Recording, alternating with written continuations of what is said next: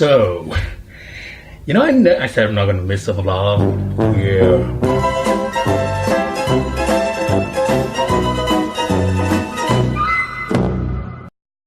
No. I got this. I have an idea.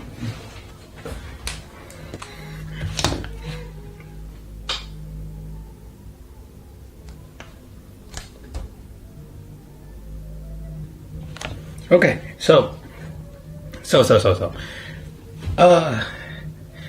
I said before that most of my friends are Toastmaster, and I'm in the community of Toastmaster, and I think you've seen it in the last video, and I think most of you guys watching me are Toastmaster. So you guys know what table topic is. If you don't know what table topic is, I'm going to say it real quick. Table topic is basically a quick response to a random questions that given to you, and you have to answer it within a time limit, which is 1 to 2 minutes.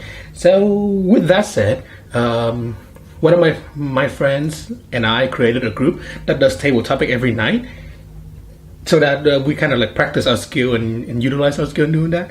And I have been missing a few days, even though I said I'm going to commit every single night. But then I kind of promise I'm also going to commit in making videos. So I'm going to put 2 and 2 together, and I'm going to use this video to answer every single table topic that I miss. All right, so here we go. This is for you, Limbo. Okay. All right. Wow. I have like 6 days of missing things, and oh my god, it's so bright. I don't care. I can fix it later. Okay. So first question: from the haves to the bees paradigm. From the haves to the bee. Okay. I'm pretty sure I looked this up before, and what it means is like you have to, like, you need to have like the thinking of having something to be happy instead of being happy. Then you can have those things, and the way that we human works is that we always do it like that. Oh crap, I forgot to time myself. I need to time myself. I don't worry. I'm gonna keep going anyway. You guys can time me for this one. I'm probably gonna go over time. I don't care. But yeah, so to be, people always think to themselves that you have to have certain things in order to be happy.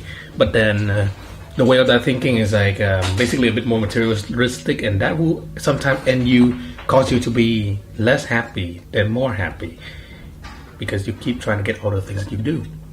So in order to fight that, go against that, you're gonna have to basically change your mindset of it. Instead of like you need to have that to be happy, you need to think of yourself like you need to be happy, then you can have that thing. It's more like why do you have to wait to have the thing, to have whatever you want in order to be happy? But you can just be happy first, then you can reach, and then you can earn and obtain those you have, and you are already happy about it. Like for example, I don't need the best equipment in order to create a quality vlog or anything, and that's my thought all the time, is that I'm always think that I need to have the best equipment, everything was good, the best recording program, best editing program, in order to create a good and quality vlog. But all the things I have is technically already above and way a lot more powerful than even a regular consumer already. So why am I not taking the opportunity with all the things I got? So that's what I did. So I decided, you know what, I'm going to start a vlog. I already have everything I have. I just need to focus on all of that, and voila, 90 days of vlogging. So I think that like we keep kind of like being ambitious over a thing, but then thinking about that, dreaming about that, but you never actually take action to do it or to be that thing that you want to be. And you keep waiting for some things to come to you in order for you to be able to obtain or earn or achieve those things. So my from what I can tell you is that if you want to be anything, if you think that you have to have certain thing to be the person you want to be, you already the person you want to be. You just have to believe that you are that person and actually do it. Then eventually those things that you want to have will come. So yeah, thank you. All right, number 2. Everything is already available in nature. Okay, I'm gonna time this now. So I think Mother Nature is a great thing. You know, you have everything, the trees, the thing, and I like one of the things that I like. One of my physics teachers told me, which is like very profound for me too. Is like, in order to make an apple pie, the sun have to explode. And that's a very interesting thing because scientifically, right, when there's a supernova, when the sun finally reaches the end of the life cycle and actually creating a supernova, it takes in all the matter that it already built up and just spread it out across the universe, and then planted those seeds into different planet, or some even turn into a planet, other become matters and atoms and everything. And we have like everything that are in our earth right now, the air we breathe, the solar system, the atoms, the human, everything all originated from the sun, from a supernova. And that's why, because of that, we have certain matters like zinc, copper, titanium, all the things.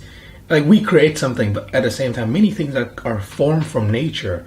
And everything we start, you know, we start building houses, we start utilizing nature, we become sentient, we become aware of our surrounding, and we become smarter as our evolution goes by. And that's where we have everything already. So, and even now, all the things that are surrounding you are started from the nature, we just take things up. And basically what it means is like for us too, everything's already available to you. And you have more than you sometimes wish to have. So just try to just see the need and see see that you're not always in need of something, because it's always available to you. You don't need to find it, it's already there. So yeah. Not my best speech, you know what I mean. Next! Ooh, this one's a good one. When should we die? Right now. No, I'm kidding. I mean, this is very interesting because as a person who went through many suicidal thoughts before, I do like this question because sometimes we ask ourselves, when should we die? Is it at the moment? Because those who went through depression and one thing that they don't like in life, that's where they decide to end their life, and that's where many decide to commit suicide, and when they feel like their life is worthless. So I think my message for you is that if you feel like your life is worthless at this moment, try your best not to give up. Like I see like the most devastating hit to me personally was when Chester Bennington, the lead singer of Linkin Park, passed away, committed suicide, or even Robin Williams committed suicide because of depression. And I'm just like, I felt horrified. That's when I heard that happen, and part of me, oddly enough, felt grateful. It felt like they did it, like, so I don't have to. In terms of that, like, because only when they did it, like, you see how much your life worth. You see that you still have a long way to go, and you just want to improve yourself, and you don't just want to die right now because you haven't feel like you haven't accomplished anything, and you have such a long way to go. And for us, I think the best time we die, probably if we can die at old age, we should. And that's when, and basically just to like, you're able to look back and realize that you have accomplished so much. And by that time, you are satisfied with your life, and you can basically close your eyes in peace, because until you can find peace with yourself, then you should not die yet. Until you have accomplished the things that you wish to do and you haven't been able to do it, stay and do it. Take the first step, because the moment you take the first step, it's gonna be all downhill from there. Even though it's gonna be an uphill, the first step is an uphill battle, but once that is over, you're good to go. All right, next questions. What does a happy family mean to you, and how to build it? Okay, so this question comes from the table topics and the time I spent with the Vietnam leader Toastmaster. I think you saw a video already, so I'm going to cut to the chase. Wait, what was it again? I think a happy family is basically the people who care, having compassion, share your same goal. Not maybe even not the same goal, but at the same time stick together as a unit, loving each other unconditionally, and always support and always be there for one another, and always try to help out when it's needed. And family doesn't also don't have to be blood related. It can also be your acquaintance, the people surrounding you, your circle of friends. They can also be a family, and of course the with your current family, your birth family is also very important because at the end of the day, when you lose everyone, your family is always the one that is always there for you, and I think that's where you need to realize it. And if you think like you're hating your family because of that, I think you should be more appreciative of it, and know that whatever happens, your family will always be the one who loves you, no matter how you go against your family, how everything, and you just realize it and appreciate it, and that's all that matters. For how to build it, I think it's very hard answer for me because personally, again, right, as I said, I'm not really getting along with them, but at the same time I do love them, I do care for them, and I think in order to build it, I think a compassion and understanding of each other, and just try to adapt and work it out. I think that's all that matters, and sometimes supporting each other, and so on. So for me, yeah, I'm not too sure myself because family is just all the people that care for you, and even if they don't agree with you, at least they still support you. So I think that's what family is, and I think having that understand between everybody is what can build a happy family. Next, are your shoulds getting in the way of your happiness? Good one. I think we always want something, like we in your life you want to be happy, but then you get bombarding with things like, oh, you should do this, oh, you should do that, you have to do this, you have to do that, and sometimes you felt like all those things kind of get in your way of being happy, achieve happiness, and just basically being contented with life.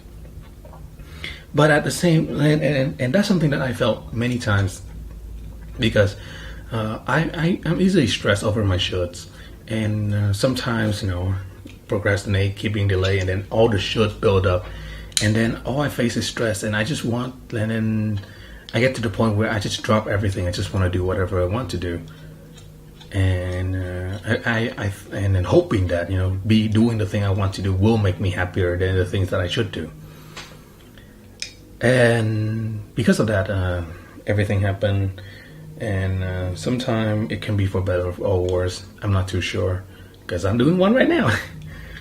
But I think sometimes you can turn those should into the things that make you happy, because when you face a problem, like when you say you should do something, that's your own problem. That's a problem that you make it into a problem. You think it's a bad problem. When you say you should do something, sometimes it means like even though you hate it, you must do it, or at least like it's like even though you don't disagree with it, even though we know that you are not capable of doing it, you still kind of have to do it anyway. But if you somehow was able to convert those thoughts and like see over the fact that in those should, there are the things you want to do and there are things you want to overcome. And sometimes those should can also be very small, smaller than you think you are. You think they are. And you maybe just exaggerated because you are not interested in it. And sometimes it can be as simple and then can be done very quickly so that you can focus on the thing you want to do. So I think we just gotta think differently and see that sometimes the should you may be overthink your should, and that they can also always easier to overcome than you think it is. Okay, my time's over. Next, last questions. Would you deny a special opportunity if your friend and or family tell you not to take it? Think of yourself receiving an opportunity, a great opportunity. Maybe you set yourself, or somebody give it you, and it's something that you always wanted to do, or something you want to pursue, or something like you hope that it came out, it come out positive. It somehow, it makes your life feel better, or something like that. But then your family thinks this is unusual. Your family think there's so many risks, and they believe that you should not be doing this, and you should focus on other things. And then at times you trusted them, you listened to them, and you believe, and then you chose not to do it. And then that's where everything kind of and then you just deny the opportunity given to you. But for me, but then sometimes you just have to kind of take the opportunity and to prove that to everybody that this is better for me. Because sometimes the things that everybody told you, they're just a suggestion, they're just advice, and you are the one who made the final decision. You are the one who lived your life. So I think when an opportunity is given, you have to be the one making the decision whether or not you want to take it or not. And no matter how other people say, because it's your life to live. So if everybody disagree, but if you believe that there's a possibility, take it and go for it, and drive that baby home, and prove to everybody that these things are good for you. And if it didn't come as good as you expected, at least it's still an experience that you can learn to improve in after you have experienced that opportunity. Because you're never too late for anything. And if you keep thinking that you're too late for anything, or at least you're too early for something, and because everybody discouraged you to do it, so you miss the opportunity, kind of drop it right now and just do it. Because every opportunity is an experience to learn, no matter how good or bad they are. Okay, so that's all the video I've done. That's all the answer I've asked for today. That's the latest one, is even my question. So yeah, I am done with both. I'm gonna edit it real quick. I'm gonna put on YouTube, and I will not miss today's video. And here's the thing, today's video was supposed to be a different video with a special guest from one of my Toastmaster friends. But since the video is gonna be tomorrow, so just bear with me. I may put it on a snippet. Actually, skip it. I'm not gonna put it in a snippet because it's special. But yeah, it's basically an interesting video because it's tackling on something that I wanted to do along with this vlogging, and it's like basically, like my family, it's an opportunity given to me, and I decided to take it and try it out, and it's something that I'm gonna continue doing in the future, and you're gonna see more of it in the future. So I'm very excited to do it. And I'm very excited to show you what I've accomplished in the next video. And probably at the moment, it is my most favorite video so far. So I think that's a lot of hype to put on. Anyway, that's all I have for today. I'm going to edit this real quick. I'm going to put it on YouTube. I'm going to share with you guys. Actually, I'm going to put it on Facebook too. So you are going to watch all this at the same time. And I'm not going to miss any of it, because I promised you already. So I'm going to keep my promise. All right. So thank you guys for watching. I will see you guys tomorrow with a special guest video. Peace.